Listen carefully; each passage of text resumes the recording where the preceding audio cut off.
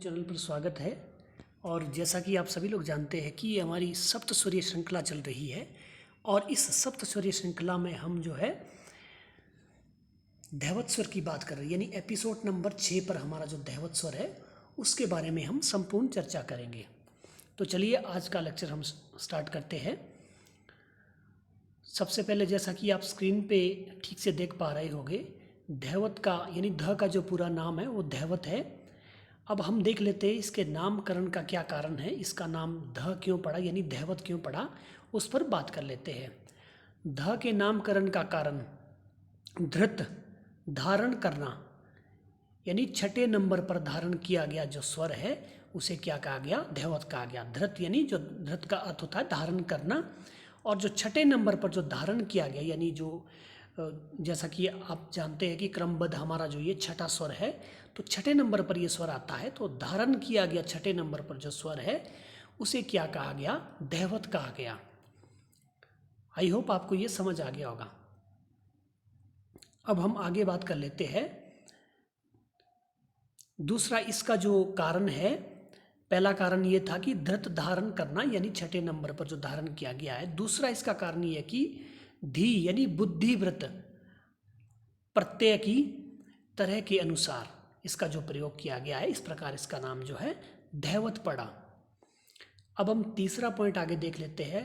ध की आंदोलन संख्या की बात करें तो आप सभी लोग जानते हैं कि मध्य ध की आंदोलन संख्या कितनी है, 400 है। अगर हमें मंत्र धैवत की आंदोलन संख्या ज्ञात करनी हो तो हमें उसमें हमारे को 200 हमारे को क्या माइनस करना पड़ेगा। जब हम 200 माइनस करेंगे तो उसमें आपकी जो है मंत्र धैवत की आंदोलन संख्या निकल कर आ जाएगी। उसी प्रकार अगर हमें तार धैवत की आंदोलन संख्या ज्ञात करनी है यानी उसकी फ्रीक्वेंसी ज्ञात करनी है, तो आपके मध्य धैवत की जो आंदोलन संख्या है उसको प्लस कर दीजिए। इस प्रकार आपकी जो है टोटल करके आपका 800 हो जाएगा और ये तार धैवत की आंदोलन संख्या निकल कर आ जाएगी। अगर आपको अति तार धैवत की आंदोलन संख्या ज्ञात करनी है यानी उसकी आंदोलन संख्या निकालनी है, तो आप तार धैवत के में आप जो है 800 प्लस करके क्या हो जाएगा, 1600 पे आपका क्या हो जाएगा, अति तार धैवत जो है उसकी आंदोलन संख्या निकल कर आ जाएगी। आई होप आपको ये समझ आ गया होगा। चलिए अब हम जो है चौथे बिंदु की बात कर लेते हैं। ध के रूप में वर्णन की अगर हम बात करें, जैसा कि हर वीडियो में जो है मैं आपको बताता आ रहा हूँ और उसमें वर्णन आ रहा है कि नारद परिव्राजक उपनिषद में जो है ध शब्द का जो है वर्णन उसका जो किया गया है, यानी जो धैवत को ध बोला गया है उसके बारे में इसका विस्तृत वर्णन नारद परिव्राजक उपनिषद में मिलता है। अब हम पांचवें बिंदु की बात कर लेते हैं गाइस। ध का अगर रस की हम बात करें तो विभत्स रस है, यानी कि जैसे आपका क्योंकि ये जो धैवत है ये विभत्स रस की उत्पत्ति करता है।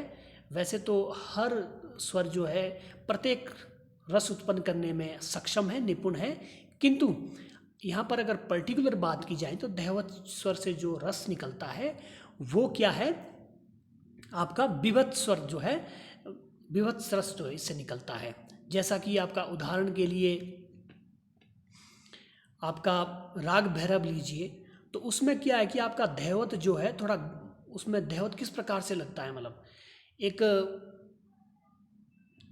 आप उसमें अनुभव करेंगे, उसमें धैवत जो है विभत्स रूप में जो आपका उसका रूप देखने को मिलेगा। जैसे कि उदाहरण के लिए स ग म ध ध ध प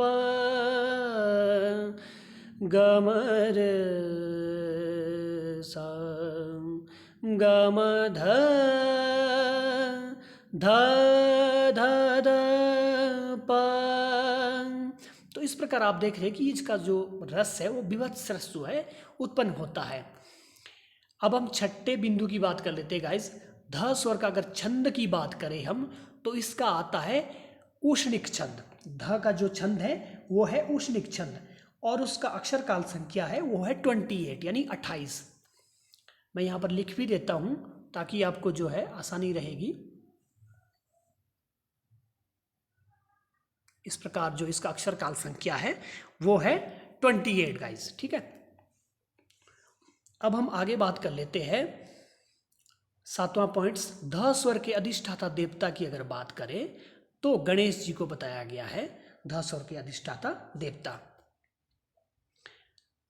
चलिए नेक्स्ट पॉइंट के बारे में बात करते हैं। ध स्वर का अगर संवाद की बात की जाए, किसका किस प्रकार से संवाद बनता है षड्ज के साथ, तो सा से अल्प इष्ट संवाद बनता है। यानी कि अगर आप हारमोनियम या कीबोर्ड पर सा और ध स्वर बजाते हैं तो आप पाएंगे कि वो किस प्रकार की ध्वनि उत्पन्न कर रही है। तो अल्प इष्ट संवाद बन रहा है, यानी इतना अच्छा संवाद नहीं बन रहा है। अल्प माने कम, उसका जो है उतना संवाद अच्छा षड्ज के साथ नहीं बन पा रहा है।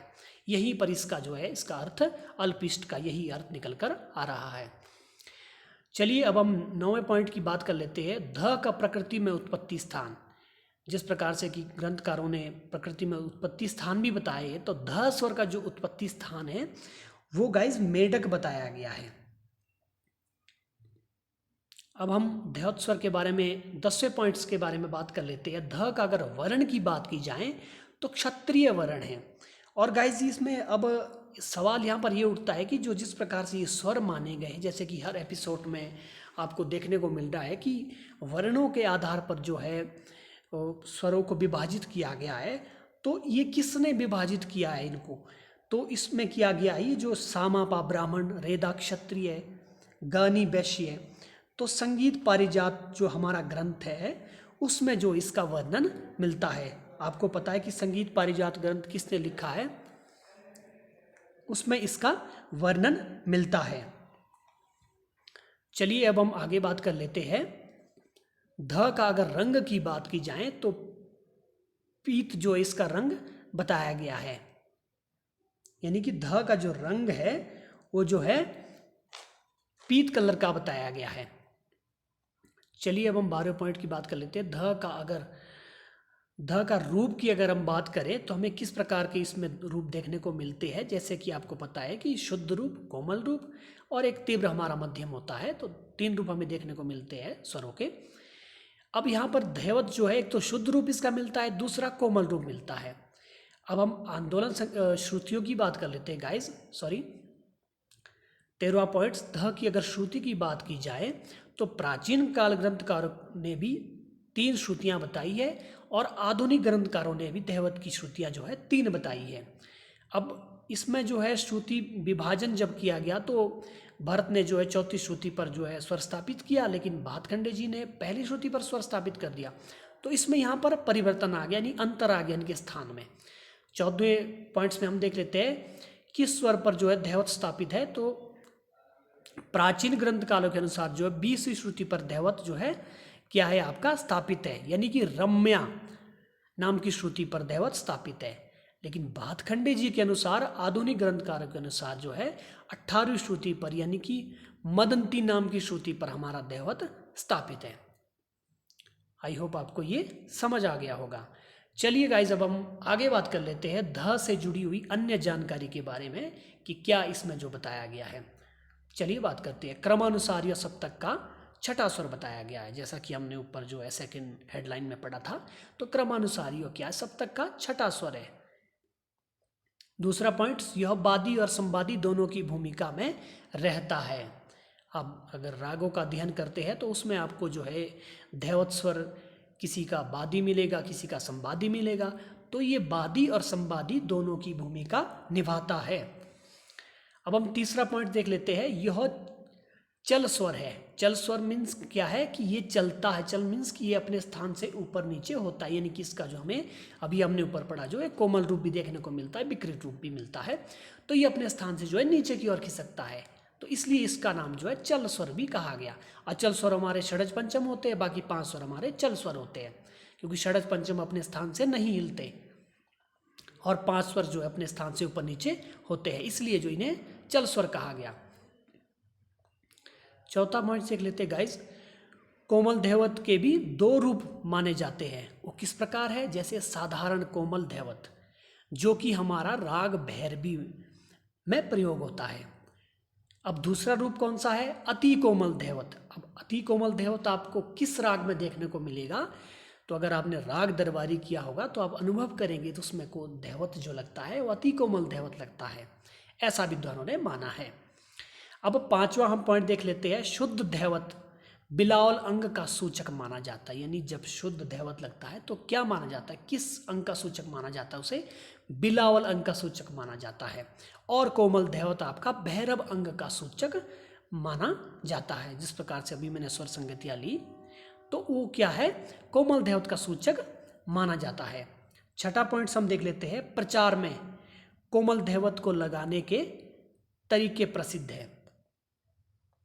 तो कौन कौन से तरीके हैं, यानी कोमल दैवत तो एक ही है मगर स्वर लगाने के तरीके इसमें फर्क आ जाता है, इसमें क्या अंतर आ जाता है, उनमें लगाने के तरीके राग में अलग अलग है। तो चलिए वो कौन कौन से तरीके हैं और किन किन रागों में लगते हैं उस पर हम बात कर लेते हैं। साधारण कोमल की हम बात करें, जो साधारण कोमल हमारा दैवत लगता है वो तोड़ी भैरवी रागों में प्रयोग किया जाता है। अब आंदोलित दैवत की अगर बात की जाए तो वो भैरव और दरबारी राग में प्रयोग किया जाता है। अपने से आगे वाले आरोही क्रम में स्वर का स्पर्श करने से लगाने वाला कोमल दैवत वो किस में लगता है, राग अड़ाना और विभास आदि में जो है स्पर्श करके, यानी कि उसके आगे वाला दैवत स्वर कौन सा होगा, यानी निषाद को टच करता हुआ, स्पर्श करता हुआ वो आ रहा है, तो वो कौन से राग में लगेगा, अड़ाना हो गया, विभास हो गया, उसमें प्रयोग किया जाएगा। और राग आसावरी का दैवत आप देखेंगे तो उसमें भी इस प्रकार का ही प्रयोग होता है। तो आपको ये समझ आ गया होगा कि दैवत स्वर को जो लगाने के तरीके हैं राग में वो किस प्रकार है। अब हम इसमें नोट, जो अंतिम पॉइंट्स हैं, नोट की बात कर लेते हैं। क्या नोट दिया गया है, अड़ाना के कोमल दैवत पर कोमल निषाद का स्पर्श लेते हैं और विभास के दैवत पर तार षड्ज का स्पर्श लेते हैं। क्या है, फिर से आपको दोहरा देता हूँ, ध्यान से सुनिए। अड़ाना के कोमल दैवत पर, यानी जो हमारा जो अड़ाना जो राग है उसका जो कोमल दैवत है कोमल निषाद का स्पर्श लेते हैं, यानी कि उसके साथ में कोमल निषाद है उसका थोड़ा सा स्पर्श लेते हैं। और विभास के दैवत पर तार षड्ज का स्पर्श लेते हैं, यानी विभास जब हम गाते हैं तो उसमें क्या है हमारा, उसमें जो है तार षड्ज का स्पर्श लेते हैं। यानी कि आई थिंक, अगर मुझे ठीक से याद नहीं आ रहा है, जैसे कि अगर भूपाली के स्वरों को अगर कोमल कर दिया जाए, रेदा को कोमल कर दिया जाए तो राग विभास बनेगा। तो राग विभास में जब आप तार षड्ज के स्वर को टच करेंगे और फिर दैवत पर आएंगे तो क्या है, वहां पर हमारा दैवत जो इस प्रकार से प्रयोग किया जाएगा, स्पर्श लेते हुए और विभास के दैवत पर तार षड्ज का हम स्पर्श लेते हुए, तो इस प्रकार भी हमारे दैवत का इसमें रागों में प्रयोग किया जाता है। तो मुझे उम्मीद है गाइज आपको ये जानकारी अच्छी लगी होगी और आप जितने भी पॉइंट्स हैं इसमें आपको इसमें समझ आ गया होगा कि इसमें क्या क्या बताया गया है और इसको बताने का क्या तात्पर्य है। और ये आपका UGC net, NTA UGC net और आपका सेट, ये बहुत ही बेसिक टॉपिक है और हर परीक्षा में यहाँ से प्रश्न पूछने की पूरी संभावना बनती है। तो आपसे रिक्वेस्ट है कि आप चैनल को लाइक ज़रूर करें, शेयर करें, सब्सक्राइब करें और अपने फ्रेंड्स तक जो है वीडियो को जो है ज़रूर शेयर करें ताकि और को भी जानकारी प्राप्त हो सके। Thank you so much guys, bye bye, take care.